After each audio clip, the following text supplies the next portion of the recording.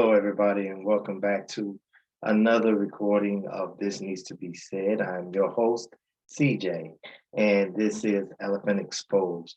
I'm going to try to make this as quick but to the point as possible. The video that just published earlier this morning, I had the story, but I was missing the initial video. And I'm going to go right into my files here.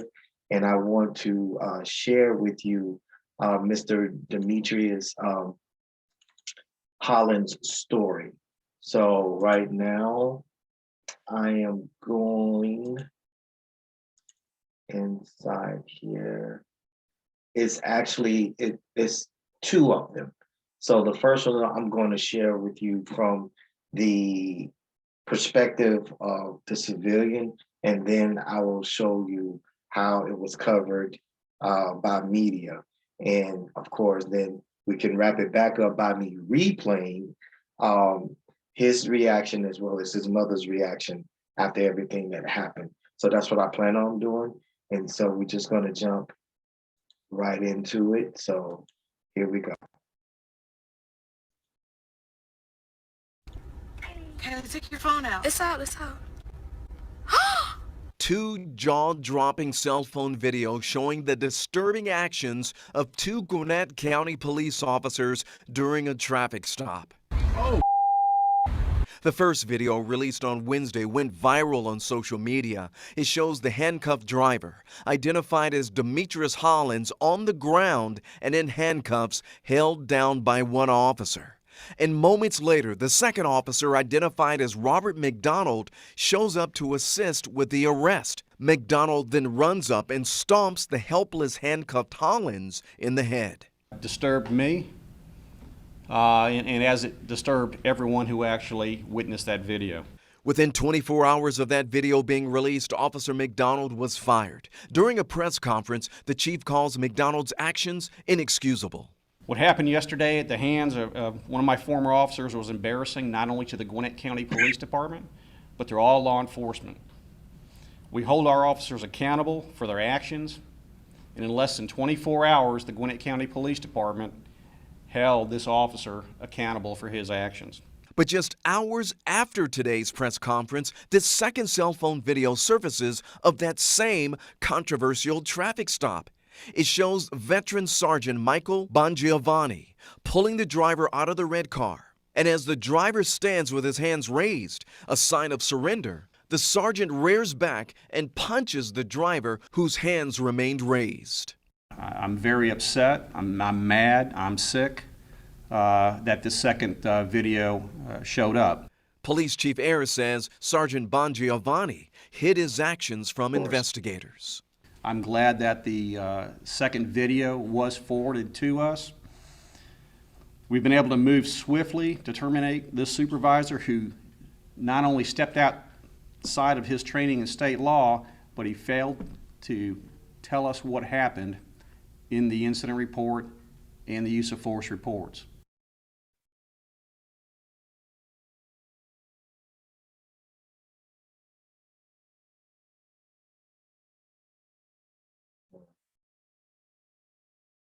Okay, so as we can see, this happened, I believe they said that was back in 2017. So again, I remember this is whenever it seemed like there was this flood of people using cameras to catch the actions that's definitely going to be in contradiction to what police officers were writing in their reports. And evidently, I don't know what was going on during that time, because it wasn't like people were not ever recording. I mean, ever since people have had smartphones and different things like that,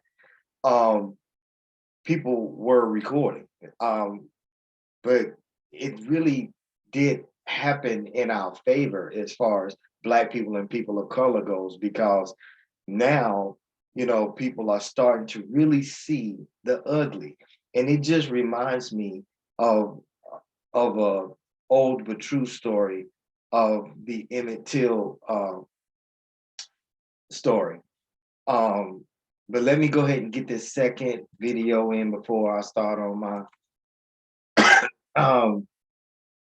my rant about that. So let me go ahead and open this up and we'll share this as well. This in for a former Gwinnett officer accused of assaulting a driver during a traffic stop. Robert McDonald was found guilty on all 3 charges after the jury said it was at a stalemate on one of the counts earlier this afternoon. Joe Hankey is at the Gwinnett County Courthouse. He has reaction from this high-profile case.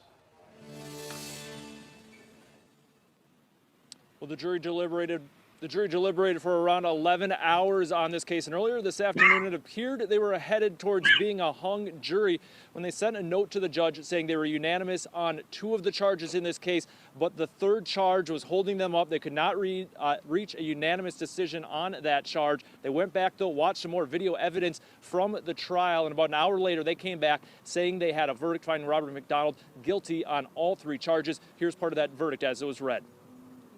In the Superior Court of Gwinnett County, State of Georgia versus Robert J. McDonald, defendant. Count 1, aggravated assault. The jury finds the defendant guilty. Count 2, violation of the oath of office. The jury finds the defendant guilty. Count 3, battery. The jury finds the defendant guilty. And McDonald there found guilty of aggravated assault, battery, and violating his oath of office as a police officer. The state in this case argued Robert McDonald responded as backup to a traffic stop in 2017. When he arrived, he kicked a handcuffed man in the head and pointed a gun at the man's head. McDonald, though, said he did not know the man was handcuffed and was trying to use his foot to pin him to the ground so he could be handcuffed. McDonald was fired after the incident along with his sergeant, Michael Bongiovanni, who initiated the stop and was seen on cell phone video hitting the driver in the face with his forearm. McDonald's attorney talked with us a short time ago after that verdict was read. Well, he was devastated. It's just simply, he was devastated. I mean, he held out hope. I mean, you know, he came here and you heard the witnesses testify. He was a perfect student in the police academy. He was a good officer. He hadn't had any problems. He hadn't had anything happen, you know, and then this has come up and he lost his ability to be a policeman. And McDonald's attorney says he believes there is grounds in this case for an appeal. He plans to file one. Sentencing will take place at a later date. We're told it will be at least 2 weeks until sentencing takes place. McDonald's attorney also hopeful that he could still somehow get his client only probation as a sentence in this case. We'll have to wait and see what the official sentence is. The state did request at the end of the verdict being read that McDonald be taken into custody today and sent over to the Gwinnett County Jail. His defense attorney disagreed with that decision. The judge sided with the defense on this, so McDonald will be out of jail until he is sentenced at a later date. Jeff? All right, Joe, thanks for the information. Topping our... All right. And as we all know, so from this video, because like I said, this is I went forward to bring you more current. So now I'm going to jump in here and then share the last portion, part 3, to where Damitris and his mother address the public along with their. So here we go with this one.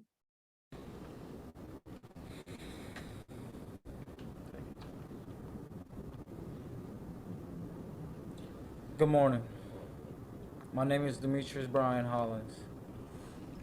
I am 21 years old with a dream of career in film production.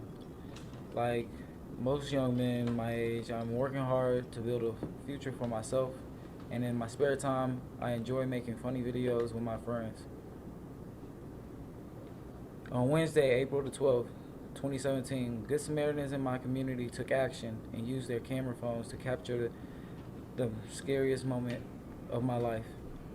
There are no words to express my sincere gratitude to my community.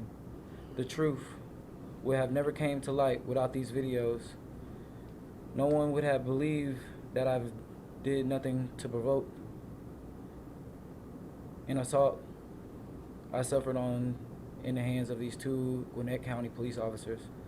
With these good Samaritans, none of you will be standing here. Even now, there are still many people who see me as a criminal, not as a college student or as a son.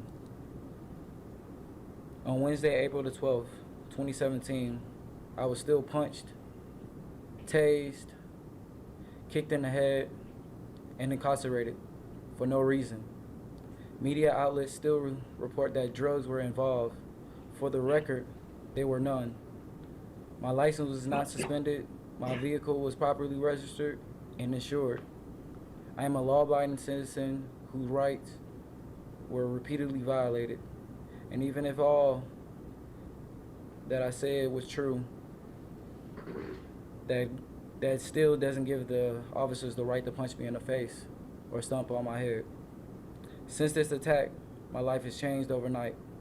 I am more afraid, less trusted, and concerned that at any time this could happen again. It is difficult to sleep or eat. I look in the mirror, see my bruises, feel my headache, but through it all, I am happy that I'm still alive. My family thanks everyone for their love and support during this difficult time. Thank you, Damitris. Damitris' mother, Tamara Crenshaw, she'd like to say a few words. Good morning. I would just like to reiterate on what my son had to say. I really appreciate and I'm very grateful for the persons that were brave and unselfish to provide the videos that were taken on that Wednesday afternoon. If it were not for you, I believe, and just like any other parent in my position would believe that these two police officers would have gotten away with this. And my son would just be another young male bound to the system. With that being said, words cannot express the shock, anguish, hurt, disbelief, anger, distress, and outrage that this has brought to our family. This situation has traumatized all of us. For the past few nights, sleep deprivation has consumed me as a parent. And it's been very difficult for me to even get my head around this still. No parent should ever have to go through what I'm going through right now. It saddens me, even being here this morning, trying to keep my composure and express how this situation has left me and our family broken. I know that the two officers that did this to my son are now terminated from their positions, but that still does not justify the fact that they engaged such brutal force against my son. It has changed our lives and his lives forever. But I am grateful that he is still with us and he's able to tell his story. Thank you. Okay, so now that we've heard, now that we've all caught up,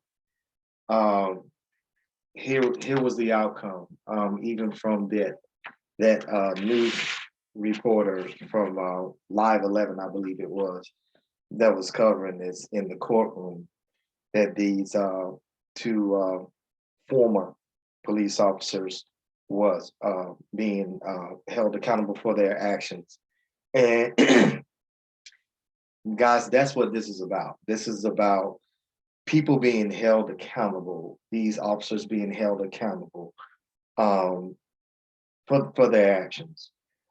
This particular case was actually settled out of court in this county of Gwinnett. And so this family received either just right at or just under $400,000 in settlement. For some reason, they made this a big deal that this was the largest settlement that this county has ever had in the history of cases like this. Um, and whenever, and ultimately, both the men, after they were terminated, after they had went into court and everything, and they were found guilty, I'm sorry, Biavajani, however you say his name anyway, that was the officer that hid his assault.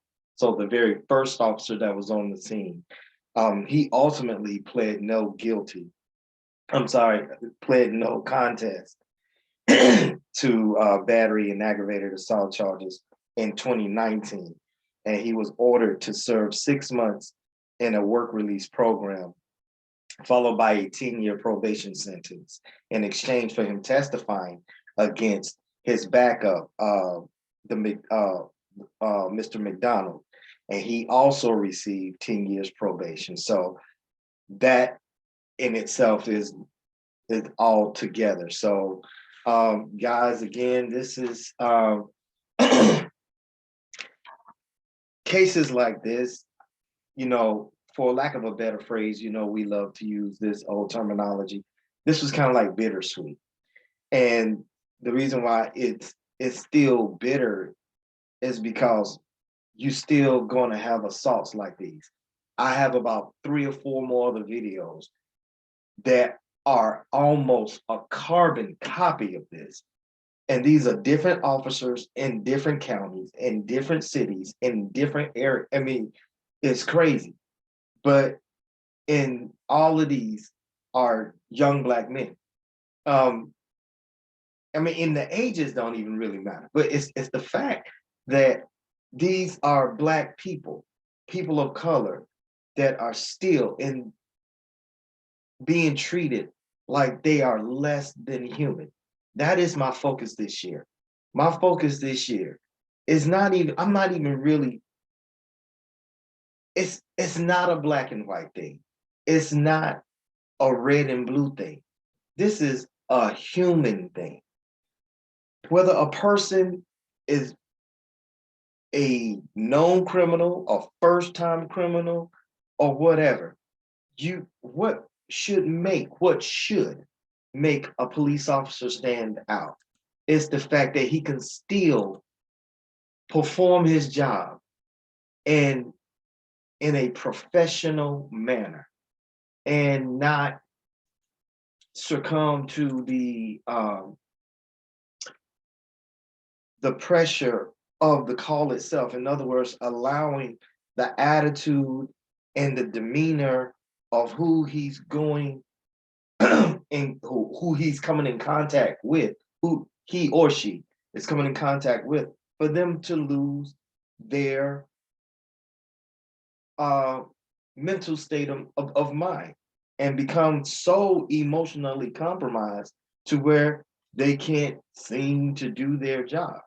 I don't really understand that portion. I don't get that, because then now we're talking about getting into the mindsets of each and every individual officer that is out there. I know I can only speak from my experience.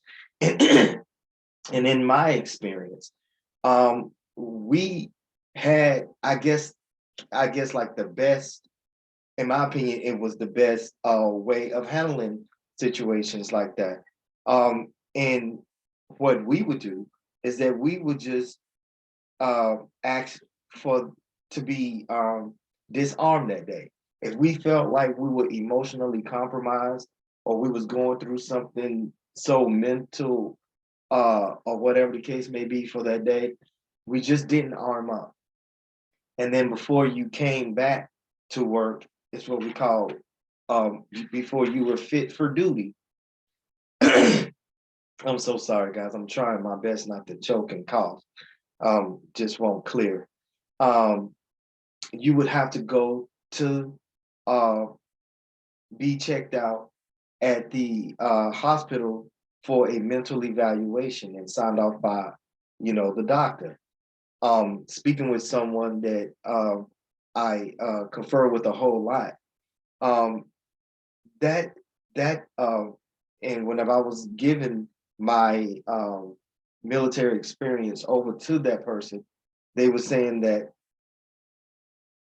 sounds like it's a way to go. That to me, that should be a standardized thing, you know. But again, this is also integrity too of the police officer, and not only is it integrity, it's going to speak to the integrity of that police officer.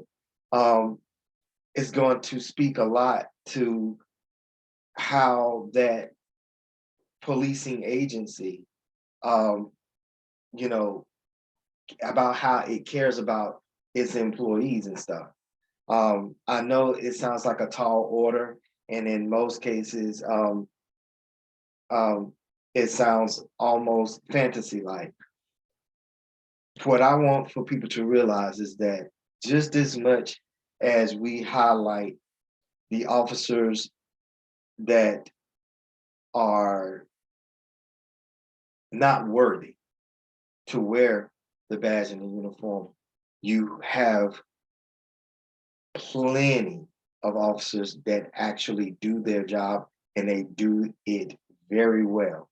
And so again, I'll take this time out to commend and thank the officers that are still doing their job the right way, because they don't get enough credit and they don't get enough acknowledgement for this difficult job.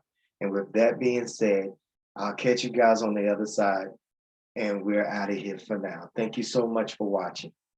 Thank you.